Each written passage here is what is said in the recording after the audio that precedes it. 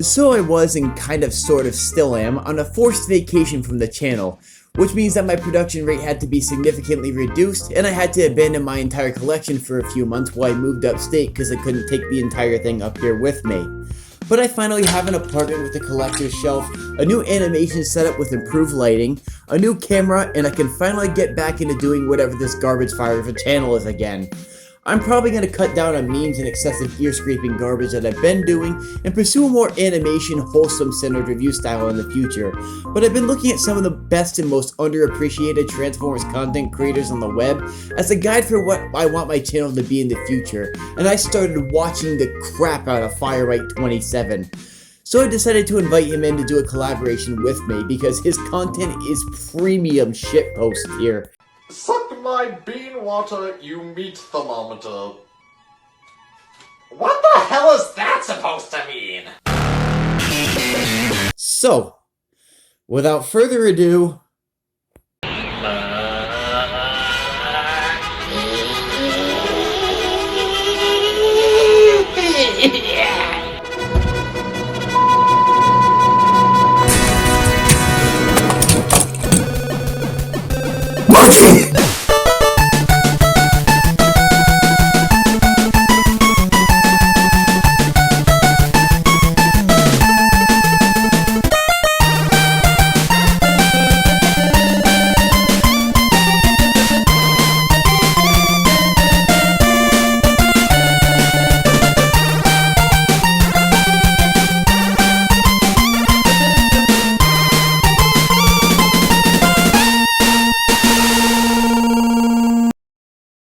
Salutations, denizens of the internet! I'm Firebyte27, and before we can get to discussing the subject of this video, that being the wonderful and charming Optimus Primal, we must first discuss what came before Kingdom. Arserise. Now, I don't want to spend too much of this review whining about Earthrise's shoddy QC, but boy, there were a lot of issues. Even going back as far as Siege, I had two major QC issues. The first one was with my sideswipe that was missing one of the pins to hold the hood of the car to the shoulder, and the other one was another pin-related issue with Optimus Prime, where it was fired in misaligned and I had to pull it out and then push it back in with a screwdriver. My Earthrise Optimus had 80% of the paint on his hands and 30% of the paint on the back of his head chip off like it's going out of style. And people don't know this, but I always put my figure through some kind of stress test when I use them. I transform them a whole bunch of times and move every single joint by hand to see if every joint is going to hold up. Typically, there's at least one joint that completely disintegrates or breaks on me, or at least one transformation hinge that's either scary tight or way too loose. And while this is beating a dead horse that's been beaten multiple times, there's a reason I'm bringing it up this time. This figure is the total and complete opposite of all of these problems. Enter Transformers War for Cybertron Kingdom, which marked an overall improvement for quality control and distribution in the Transformers Generations toy line, which in my mind says that they're finally making up for the mistakes that they made in Earthrise. The War for Cybertron Kingdom line has to be one of the biggest comebacks in terms of quality control that this line has ever had. And Kingdom Optimus Primal might just be the figure of the decade when it comes to Beast Wars fan service.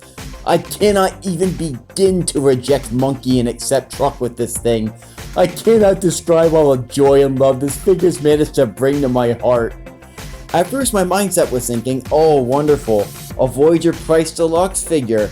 I had never heard that argument before, but I was legitimately speechless when I felt the raw plastic density in proportion to the overall height. Like, he's less than an inch taller than Studio Series 86 Blur, but weighs as much as Titan's Return Blitzwing. And that thing's still a solid Voyager for the level of engineering it has to undergo. For those of you who aren't familiar with who I'm talking about when I say Optimus Primal for some ungodly reason, in case you've been living under a cave for the last 200 years, here's the history of Beast Wars in under 1 minute. Here is the history of Beast Wars because fuck you. Beast Wars was invented on September 16, 1996, as part of the recovery program for the trash fire of Generation 2. Generation 1 was coming to an end and tried multiple cringe-inducing gimmicks to attempt to seem original and not bore the shit out of people who have seen robot vehicles a shit ton of times. But the gimmicks they were coming up with were so sarcastic that it nearly tanked the damn franchise. Hasbro continues the same formulaic bullshittery and nearly shoots himself in the damn foot. But right before Unicron-sized bankruptcy of the franchise, Kenner, which was owned by Tonka, acquired by Hasbro, decided to say fuck it, and then Monkey Commander was born. Him with Rat Trap, the annoying douche, to know about the principal ripoff. Why not, so fucking Chad? G to the totally not bumblewicked appeal character. Fought against a squad of Predacon shit lords. Characters died, then what made us fucking sad, Transmetal upgrades redded, and then Beast Machine's Rat Trap skull fucked our brains, leaving in everlasting trouble thinking about the character. That has been the history of Beast Wars in under 1 minute. Thanks for listening to my degeneracy and stupidity and do start. In his gorilla mode, Optimus Primal looks great. And call me a heretic if you must, but I feel as though this gorilla mode surpasses that of the original and certainly that of the Masterpiece figure. He just straight up looks like a transforming version of King Kong from Legendary's Monsterverse. So much so that I actually made him this little axe so he can send Beast Wars Megatron to horny jail. The head sculpt is also perfect. It suits him perfectly as a grouchy, underpaid babysitter to the rest of the Maximal Forces. But the head ain't the only thing they knocked out of the park sculpt-wise. Oh no. The sculpted texture and detail on this thing is so goddamn stellar that a camera cannot possibly pick out all of the detail on this thing.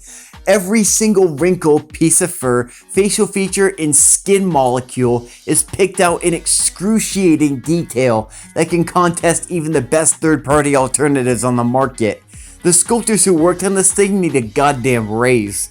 But again, the real kicker on this thing is a plastic quality.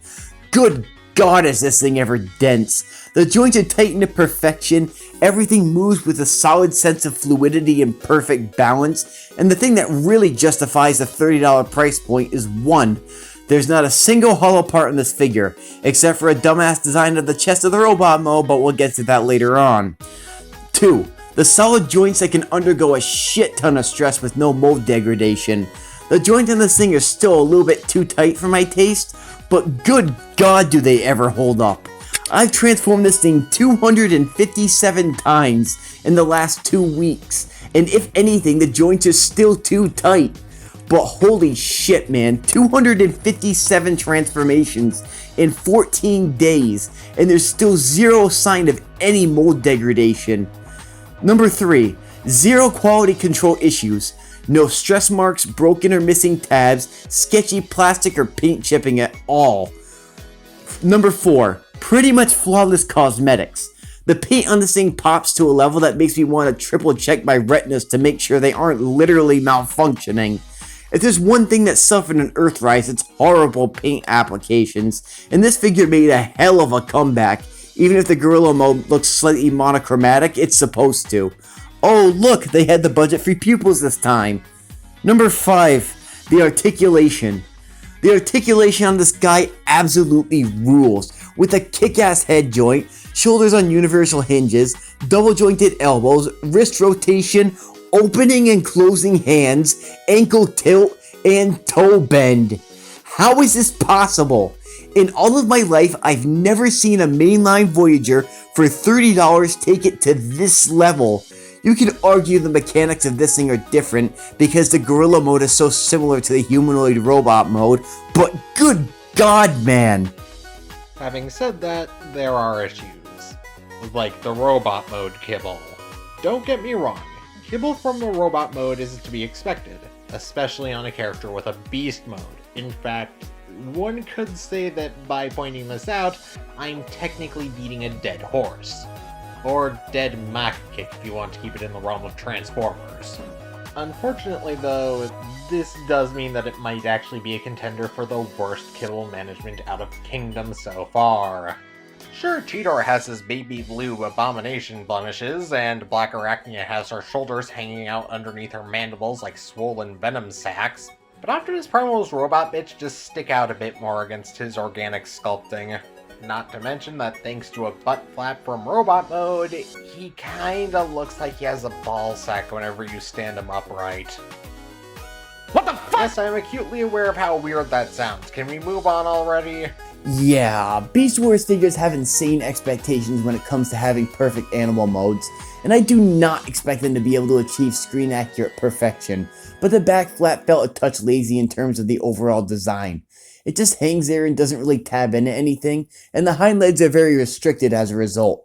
It's like they had something insane available, but they just ran out of budget and designed the thing starting from the front and ran out of money towards the back. But if you're honestly inclined to say this is bad, then you clearly don't understand the headache the designers had to go through with the budget crunch and lack of materials provided, plus the increase of oil prices due to increased demand. The robot mode feet are kind of plopped on the back of the gorilla feet, but that's not really something I could even really attempt to care about here.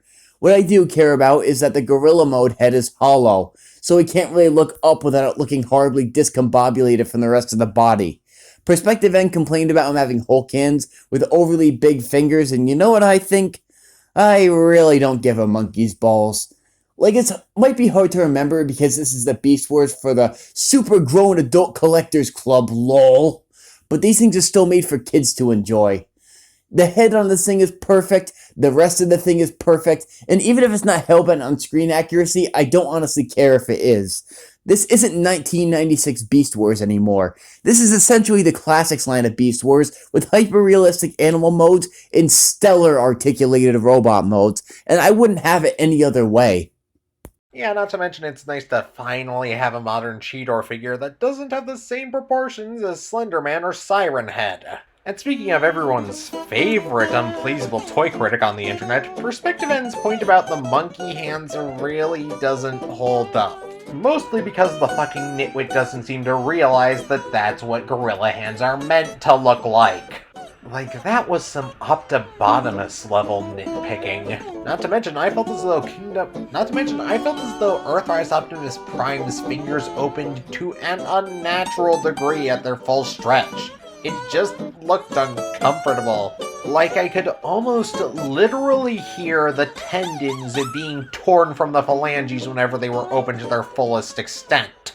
And additionally, his hands can grab small children so he can drag them around the inside of his enclosure. The transformation of this guy is absolutely fantastic too. If you don't think it's possible to have something be 100% screen accurate in the most unapologetic fashion possible, then Kingdom Optimus Primal will prove you wrong.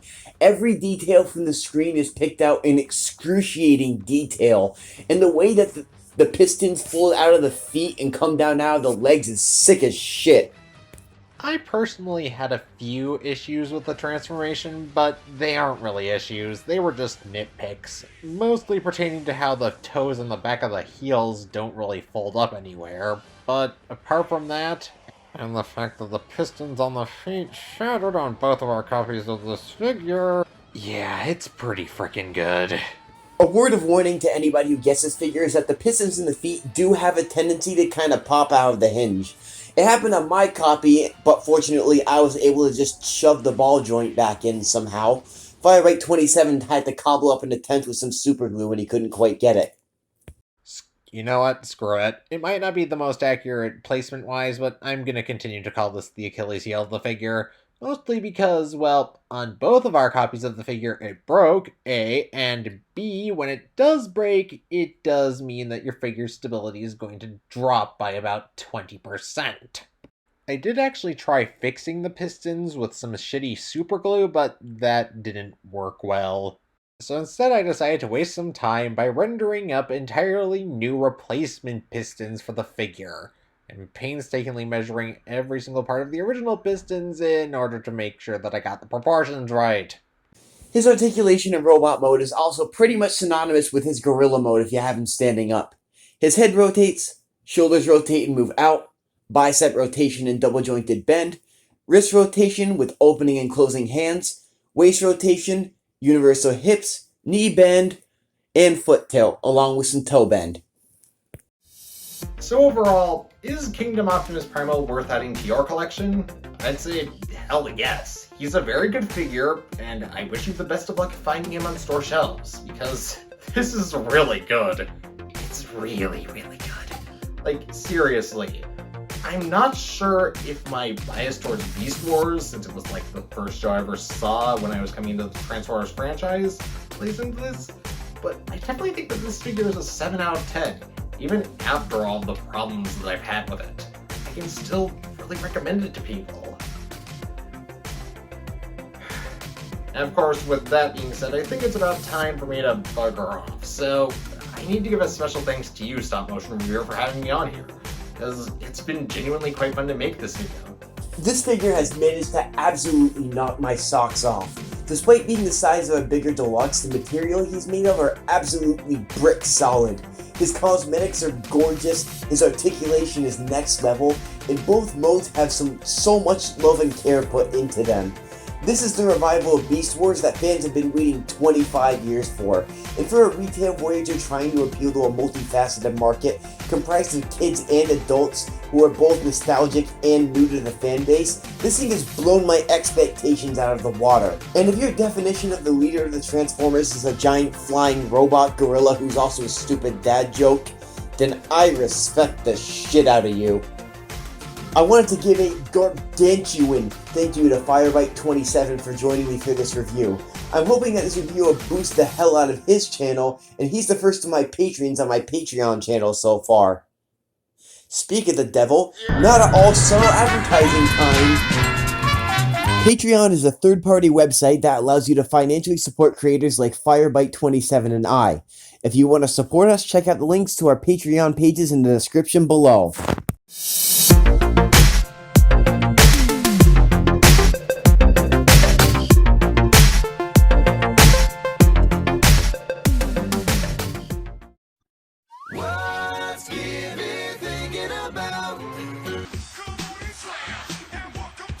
What's up, bitches?